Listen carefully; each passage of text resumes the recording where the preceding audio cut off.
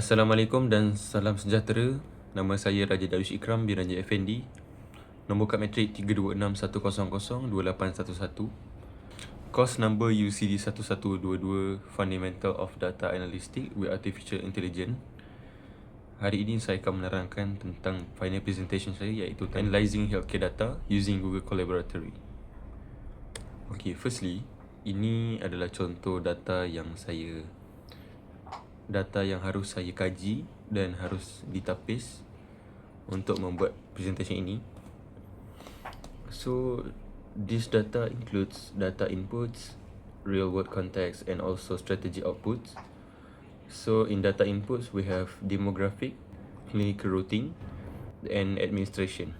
Okay, so demographic ni dia termasuk dalam kategori umur, jantina dan juga negeri. Next. Pertama sekali, saya akan membuat missing data analysis, iaitu saya akan mengasingkan data ataupun memastikan data tersebut bersih dan juga tidak ada sebarang kecacatan.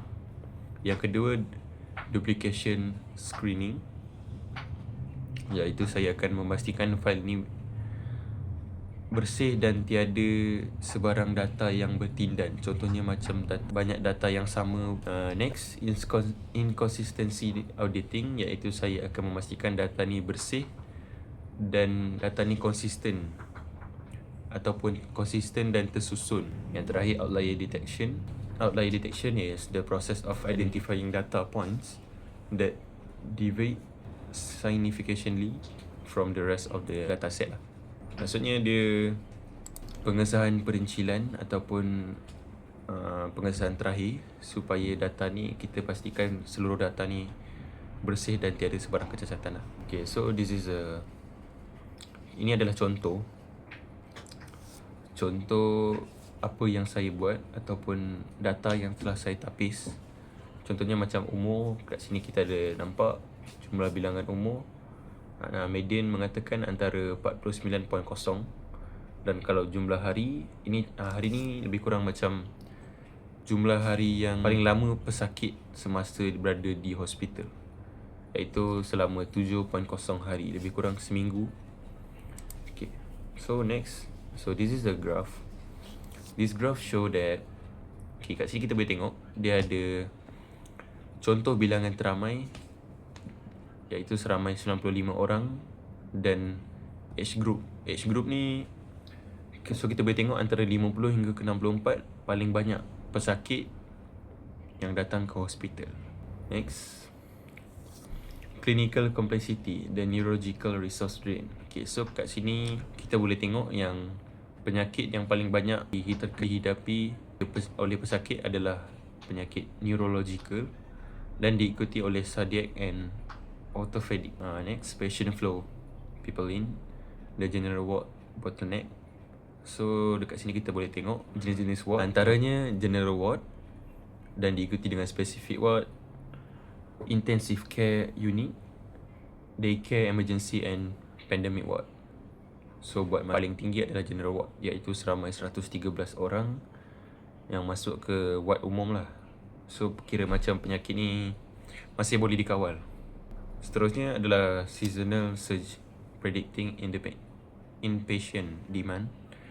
Maksudnya ini merupakan jumlah bilangan bulan yang ramai orang terkena penyakit, iaitu pada bulan Jun, iaitu seramai 39 orang, dan diikuti oleh bulan September dan juga November, iaitu 33 dan 34. Seterusnya, demographic nuance, gender variance in recovery time.